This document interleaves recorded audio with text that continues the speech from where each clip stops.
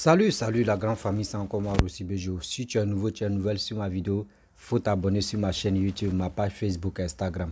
N'oubliez pas de partager mes vidéos et aussi liker. Bref, la famille, j'aimerais vous présenter une petite vidéo de Jean Bonnet. Voici Jean Bonnet qui est en train d'expliquer, qui est en train de décortiquer vraiment le sérieux problème, le karma qui est en train d'agir ici. Papa Koudou Laurent Gbagbo. Moi, quand Papa Koudou Laurent Gbagbo est venu en Côte d'Ivoire, quand j'ai commencé à faire des vidéos, je vous ai très bien dit, il y a une chose que les Ivoiriens n'ont pas encore compris dans la vie. On peut faire des vidéos, vous pouvez être dévancier dans des vidéos, et aussi, communication aussi, dans des vidéos. Mais l'intelligence, des analyses, des dits, des propos, chacun de nous a sa bouche de faire sortir. Et chacun de nous a sa manière de réfléchir, de raisonner et venir éduquer aussi, de venir parler de ça. Quand moi je suis venu, j'ai vu les parcours de Laurent Gbagbo, etc., etc. Même Charles Blé Goudé aussi, je vous avais déjà dit. Mais je suis ici Laurent Gbagbo d'abord, bien avant qu'on va continuer. Voici celui-même qui est venu bien avant qu'il va venir en Côte d'Ivoire. Ils lui ont posé une question où il a passé à la télé, c'est TV5 là. Et on lui a posé la question que s'il est mort, de 3000 morts qui sont passés en Côte d'Ivoire, est-ce que tu peux demander pardon aux Ivoiriens? Laurent Gbagbo a dit, lui n'a pas tué quelqu'un, donc lui ne peut pas demander pardon. Et c'est là que j'ai tout compris que, est-ce que quand on appelle le karma existe. Les morts sont parmi les vivants sont parmi les morts. Ça là, retenez ça, vous allez mieux comprendre de quoi il s'agit. Les morts sont parmi les vivants sont parmi les morts. Le sang qui a été versé autour de ta résidence, où les Ivoiriens sont mobilisés, les vidéos sont toujours là. Ils sont allés mourir à cause de toi. Il y a d'autres même qui sont allés là-bas, qui ne sont plus retournés à cause de toi. Aujourd'hui, voici le vrai visage de Laurent Gbagbo que Jean Bonnet va décortiquer terre à terre. Laurent Gbagbo, lui, ce qui est dans sa tête, il faut diviser pour régner. Et aussi, je vais vous expliquer qui a financé aussi, qui a donné l'opportunité. Parti qu'on appelle RDR, c'est Laurent Gbagbo qui a financé. Pour combattre le PDCI de Félix Houphouët-Boigny. De combattre le PDCI de Félix Houphouët-Boigny. Pour cela, où Blaise Compaoré donnait combien de millions de francs CFA chaque fin du mois, 20 millions de francs CFA à Laurent Gbagbo, pour que le FPI puisse être aimé et aussi pour que les gens puissent s'organiser à être candidats. Et il a vu que sa force n'était pas trop ça. Il était obligé, il allait voir Kébi Komena, celui-même qui a créé le RDR, il allait le financer. J'ai mal quand je vois des gens qui s'élèvent, qui ne font pas des recherches. Je ne suis pas contre Laurent Gbagbo, mais j'ai dit au monde entier, j'ai dit aux Ivoiriens que faisons beaucoup très attention. La famille, écoutez l'ingratitude de Laurent Gbagbo et aussi ceux qui sont là, les partisans de Laurent Gbagbo, tu passes le temps, Blé Goudé, il a trahi, telle personne a trahi, Jésus, ceci. Je vous dis toujours, Laurent Gbagbo, son fils est candidat aux élections d'être maire. Mais on n'a jamais vu le fils de Henri Konan Bédié veut être maire. On n'a jamais vu le fils de Ado veut être maire. On n'a jamais vu le fils de Félix Houphouët-Boigny être maire.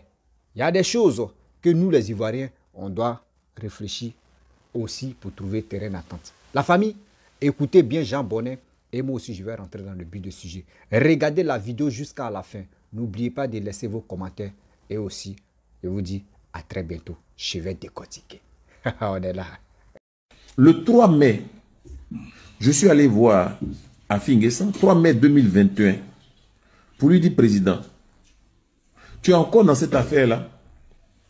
Il dit oui, il faut patienter. J'ai dit, bon, moi, personnellement, je ne peux pas patienter parce que je ne me suis pas engagé en politique pour régler des problèmes de personnes.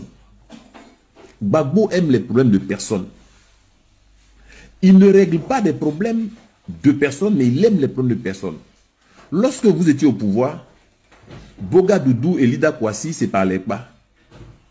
Gbagbo n'a pas réglé ça. Bon Boabré et Tagro Désiré ne se parlaient pas. Gbagbo n'a pas réglé ça. Bon Boabré est mort. Tagro Désiré est mort. Lida Kwasi est mort. Bouga Doudou est mort. Gbagbo n'a pas réglé ça. Miaka Oreto et Gogi Théophile ne se parlaient pas. Miaka Oreto était secrétaire général du FPI. Gogi Théophile était secrétaire national. Ils ne se parlaient pas. Gbagbo n'a pas réglé ça. Gbagbo est allé à Issia ou à Soubré, je ne sais plus. Au lieu d'appeler Tagro Désiré et Boun Boabré pour régler le problème, il a mangé ce Tagro Désiré à midi, il allait dormir chez Boun Boabré le soir. Les deux ne se sont pas vus. Les deux ne se sont pas parlé. Jusqu'à aujourd'hui, ils sont morts. Mais comment quelqu'un comme ça, les gens peuvent lui accorder du crédit? Quand tu es un père de famille, tu es un chef de famille, que tes enfants ne se parlent pas, mais tu les appelles et puis tu ramènes la paix dans la maison. C'est ça le vrai père de famille. Tu ne laisses pas se déchirer parce qu'on dit diviser pour mieux régner. C'était pareil au sein du FPI. Il y a des gens qui ne parlaient pas à Blé Goudé. Les Damana Pika, ces consorts-là, ils étaient déjà dans une guerre, une lutte de leadership avec Blé Goudé. Mais Gbagbo n'a jamais essayé de régler tout ça. Donc, il a toujours surfé sur la division dans son propre clan, dans son propre camp. Moi, je n'ai jamais vu Simon Gbagbo, vice-président du FPI, à un meeting organisé par Afin N'Guessan, président du FPI. On n'a jamais vu ça. Est-ce que Gbagbo a réglé ça? Non. Elle était vice-présidente du FPI. Elle allait créer le CNRD pour concurrencer le FPI. Est-ce que Gbagbo a dit non, non? Vous êtes tous FPI, restez dans le FPI. Vous avez vu Ouattara aller permettre à sa femme de créer un autre parti politique? Vous avez vu Ouattara aller cautionner des mouvements de soutien en dehors du RHDP? Non. Donc, comme je voyais que j'étais impuissant à faire comprendre à Afin N'Guessan la haine viscérale que Gbagbo avait pour lui. À l'époque, je croyais que c'était que pour lui, mais j'ai compris aujourd'hui que c'était également valable pour Madou Coulibaly, pour Afin N'Guessan, pour Simone Gbagbo, pour Blé Goudé, et même au-delà. C'est-à-dire tous ceux qui sont restés au FPI, qui n'ont pas voulu suivre Gbagbo dans son aventure papacienne, Gbagbo leur veut. Vous prenez un gars comme Marcel Gossio. Tout le monde connaît Gossio. Son engagement pour le FPI. Il est décédé. Jusqu'à aujourd'hui, Gbagbo n'a pas appelé une seule fois sa femme pour lui dire Yako. Vous connaissez Abondori, le professeur émérite de cardiologie Abondori, qui a sacrifié sa carrière de professeur de médecine, un des plus brillants cardiologues de Côte d'Ivoire. Pour Gbagbo, il est décédé. Pas, je ne veux même pas dire, c'est pas rendu chez ses parents, chez sa femme pour lui dire Yako. Même un coup de fil pour dire Yako. Ça, il n'a pas fait ça. Est-ce qu'on peut en vouloir à quelqu'un jusque dans sa tombe? Jusque dans sa tombe. Vous avez entendu depuis que Gbagbo est arrivé, on est en 2023, qu'il est allé s'incliner sur la tombe de Boun Boabré, de Tagro Désiré, de Miaka Oreto. Non. Il n'y a que lui qui compte, il n'y a que sa personne qui compte. Le reste, il les met en perte et profit. Voilà la réalité de ce qu'est Gbagbo. C'est quand tu as un cœur tes proches, à qui tu en veux même. Mais quand ils décèdent quand même, tu ne peux pas leur en vouloir jusque dans la tombe, au point de ne pas aller dire Yako, qui est une tradition africaine à la famille. À la famille, ça te coûte quoi d'aller dire à Madame Marcel Gossio, Yako pour ton mari, à Madame Abondori, Yako pour ton mari, à Madame Tagro Désiré, à Madame Bonne Boabré. Et donc, tous ceux qui sont autour de Gbagbo, là, vous aurez le même sort quand vous aurez demain un malheur. Parce que lui seul, on doit le célébrer, mais les autres ne sont pas importants. Quand vous voyez ce qu'il a pu faire à Finguessan, ce qu'il a pu faire à sa propre femme, ce qu'il a pu faire, ce qu'il est en train de faire à Blé Goudé, imaginez-vous, vous croyez aujourd'hui important dans son dispositif. Mais c'est que vous n'avez pas encore compris. C'est que vous n'avez rien compris. Vous n'avez rien compris.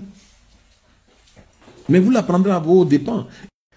Bref, la famille, Dieu merci, vous-même, vous avez écouté ce que Jean Bonnet a dit.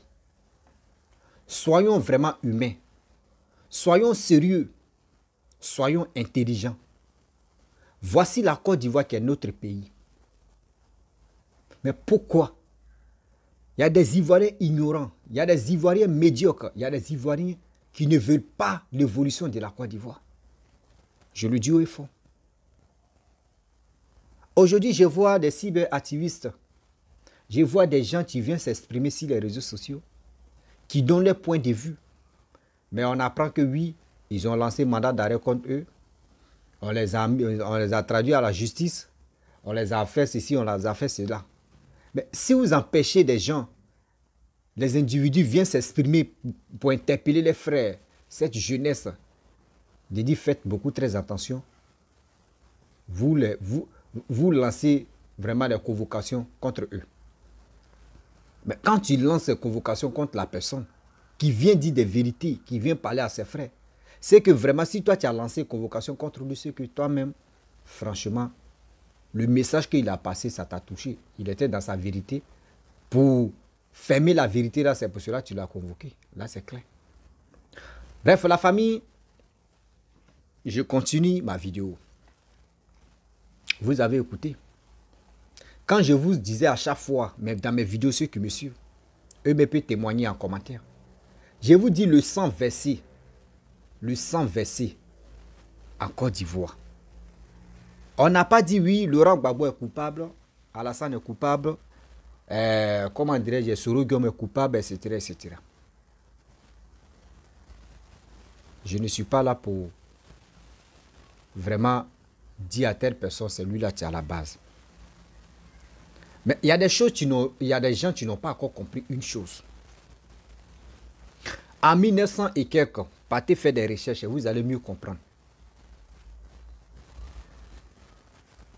Pourquoi, quand je vous dis le malheur de la Côte d'Ivoire n'est pas de loin, le malheur de la Côte d'Ivoire n'est pas à quelque part, le malheur de la Côte d'Ivoire en Côte d'Ivoire. Le malheur de la Côte d'Ivoire est en Côte d'Ivoire. C'est lui-même qui a manqué de respect dans la politique à Félix Houphouët-Boigny, c'est Laurent Gbagbo. Ça, c'est un. C'est lui-même qui allait voir Blaise Compaoré. Je vais vous expliquer. Pour dire vraiment la part de ce que Félix Houphouët-Boigny est en train de faire, il est en train de vendre la Côte d'Ivoire. Il est en train d'endetter la Côte d'Ivoire. Et pour cela, vraiment, lui veut être président. Et aussi, il y a les accords qu'ils ont signés. Je vois des gens qui sont là matin, midi, soir. Lui là, c'est un Burkina. Lui là, c'est un Burkinabé. Lui là, c'est un Burkinabé. Alassane, c'est un Burkinabé. Laurent Gbagbo même a dit en 1980. La date là n'a qu'à venir dans ma tête. Je pense que la date va venir dans ma tête. Ou soit vous qui reconnaissez vraiment la date là, vous pouvez laisser en commentaire. En 1980 quelques, Laurent Gbagbo même a dit dans sa propre bouche que non. Papa Ado, lui c'est un Ivoirien, il n'est pas burkinabé. Quand ils sont opposants, ils savent que oui, les engagements sont menacés, ils sont obligés de dire la vérité. Mais une fois qu'ils sont au pouvoir, Ils sont bien placés. C'est là ils vont vous dire non que oui. Ce qu'on a dit hier là, c'est pas ça. Hein. C'est pour aujourd'hui, c'est vrai. Les 20 millions que Blaise Compaoré donnait à Laurent Gbagbo pour la création et aussi pour l'opposition du FPI. Et aussi, il a décidé, Blaise Compaoré a compris que oui, ceux qui soutenaient Thomas Sankara ont fui pour venir en Côte d'Ivoire. Ils sont venus vraiment, ils sont venus, il peut dire, s'armer ou soit se motiver pour aller attaquer Blaise Compaoré. Et Blaise Compaoré aussi, lui, il ne dort pas. Lui, il a vite compris. Et dans ça, il allait voir Laurent Gbagbo. Parce que Laurent Gbagbo, voilà, lui, c'est lui qui était contre. Celui qui était contre le pouvoir de papa Félix Houphouët-Boigny. Et ils ont signé un accord. Et il a dit non, moi je vais te financer. Mais mes enfants qui sont chez toi, là, les Burkinabés qui sont chez toi là-bas, là, vraiment si tu prends le pouvoir, à 100% des Burkinabés qui sont là-bas, il faut prendre au moins à 70% ou 80%, ils vont être ivoiriens. Laurent Gbagbo a signé l'accord, il dit il a compris. Et aussi le port de San Pedro, il dit il va prendre. Il dit il n'y a pas de problème. Vous savez, quand tu es dans l'opposition, ce qu'on te propose là, tout est bien chez toi. Parce que toi, tu veux avoir le pouvoir d'abord. Mais tu as signé les accords. Tu as signé les accords. Et aujourd'hui, je vois des Ivoiriens qui s'élèvent. Ouais, Burkina, oui, Blaise Compaoré est comme ça. La politique, c'est un jeu d'enfants. Si tu as bien compris comment jouer avec les enfants, il ne faudrait pas que les enfants te manquent de respect. C'est comme tu as compris la politique ivoirienne. Parce qu'il y a des manières où tu peux jouer avec un enfant. Même tu peux le taper, puis vous pouvez jouer. Mais il y a des manières. Et quand tu joues avec lui, il y a des systèmes qu'il ne faut pas lui montrer. Parce que si tu lui montres demain, là, tu peux être avec tes amis, puis l'enfant peut venir te taper parce que vous avez l'habitude de jouer. Est-ce que vous comprenez? Donc si tu joues avec ton enfant, il y a les règles que tu ne dois pas dépasser. Mais Blaise Compaoré a financé Laurent Gbagbo. Laurent Gbagbo même a financé la création des RDR. Oh, il le dit haut et fort. Et il a financé. Pour nuire la politique ou aussi gouvernance des choses comme André Félix Houphouët-Boigny. Aujourd'hui, c'est le même encore. Tu es contre le RDR. C'est le même encore qui ne veut pas vraiment l'évolution de la Côte d'Ivoire. Il y a des gens, arrêtez d'être fanatiques. Arrêtez d'être fanatiques. Parce que quand il dit arrêtez d'être fanatique, votre histoire de fanatique là, ça vous envoie à la bêteté. Parce que je ne peux pas comprendre que tu suis quelqu'un qui ne t'apporte rien. Jean Bonnet il a bien expliqué. Voici des gens, sa femme, elle est opposante. Voici Blé Goudé, c'est-à-dire ceux qui sont autour de Laurent Gbagbo. Aujourd'hui, tu n'es plus avec lui, tu es devenu son ennemi. Là, c'est clair. Voici des personnes encore qui sont là. Aujourd'hui, moi, j'ai décidé, j'ai dit toujours que Laurent Gbagbo, si vraiment Laurent Gbagbo veut être tranquille, d'abord, il doit s'excuser.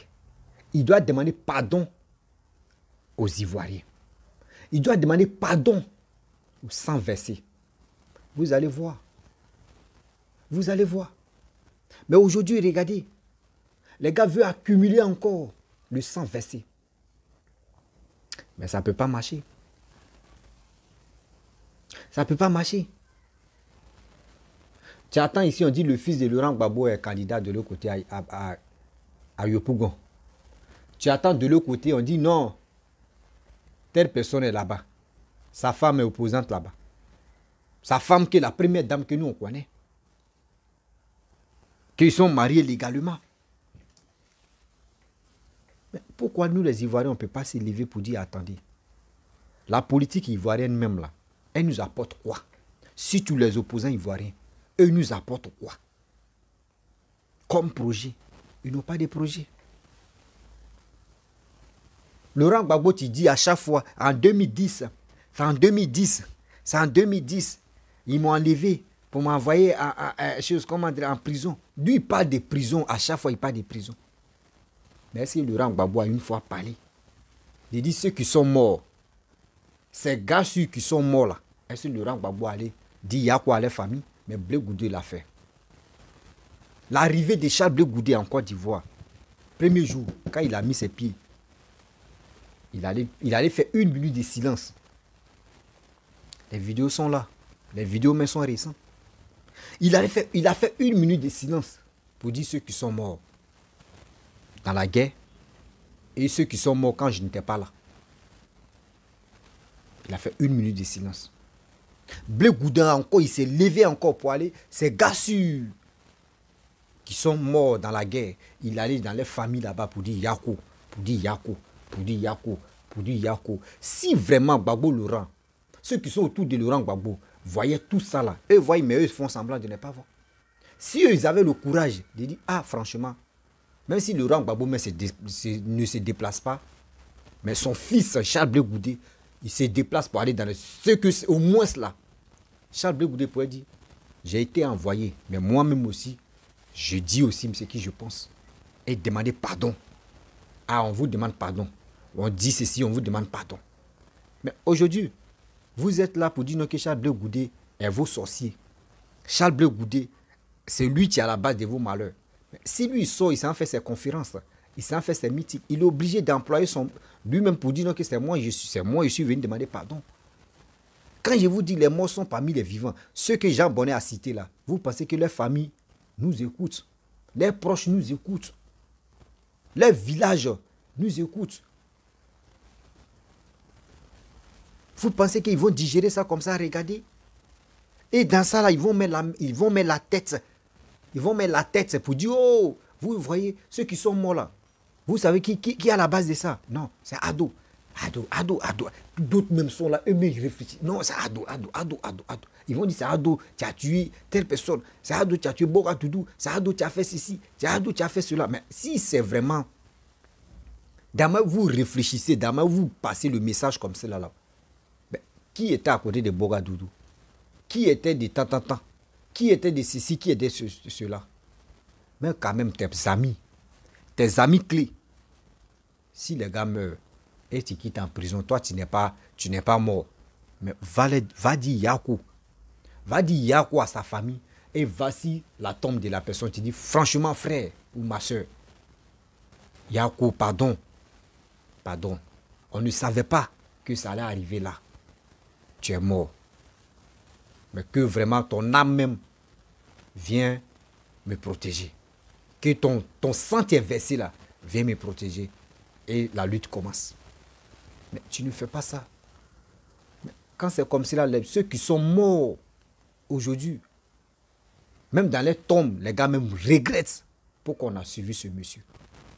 Comme un chef, un président. Tes deux leaders, tes deux compagnons ne se parlent pas.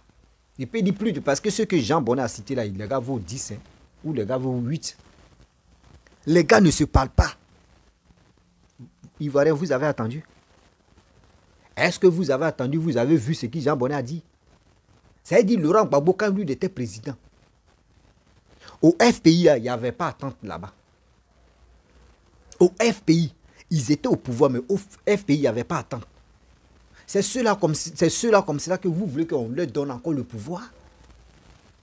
C'est ceux-là encore que vous voulez que les Ivoiriens se révoltent, les Ivoiriens se lèvent pour aller leur donner encore le pouvoir. Attends. Dites-nous la vérité, nos cerveaux en congé, ou nos cerveaux sont constipés, ou on a quel problème au juste qui ne nous donne pas la force de croire et aussi à mieux comprendre que oui, ces gens-là ne nous aiment pas. Ces personnes-là ne nous aiment pas. Tellement que le karma est en train d'agir. Dieu merci. Qu'aujourd'hui, si Gbagbo Laurent est en vie et il est en train de faire ça là, il est en train de faire ça, c'est pour que les Ivoiriens sachent que oui, dans la vie, si aujourd'hui il n'était pas en vie, ils allaient dire oh, Laurent Gbagbo c'est l'héros. Laurent Gbagbo, oui, c'est lui qui allait libérer l'Afrique. Laurent Gbagbo, c'est lui qui allait faire ceci, c'est lui qui allait faire cela. Mais aujourd'hui, voici le vrai visage de Laurent Gbagbo. La trahison, ça se paye sur cette terre. La trahison se paye sur cette terre. Oui, la trahison se paye sur cette terre. Il voulait vraiment dire au monde entier que lui, voici comment il est ceci, comment il est cela. L'homme, tu n'as pas pardonné sa femme. L'homme, tu n'as pas pardonné ses proches. L'homme, tu n'as pas pardonné son entourage. L'homme, tu n'as pas pardonné même les morts, ses frères fidèles qui sont morts. Il ne les a pas pardonnés. Pour dire Yahoo. Mais nous, les Ivoiriens qui sont actuellement en vie, nous là, est-ce qu'il va nous pardonner? L'homme même, tu n'as pas développé son village, ton propre village. Bon frère, c'est lui là, tu vas suivre et puis est-ce qu'il peut développer toi-même ton village? Quelqu'un même n'a pas balayé chez lui à la maison. Est-ce qu'il peut venir balayer chez toi? Tu vas rentrer chez lui, il est toujours couché. Est-ce que lui là, il va se lever pour venir balayer chez toi?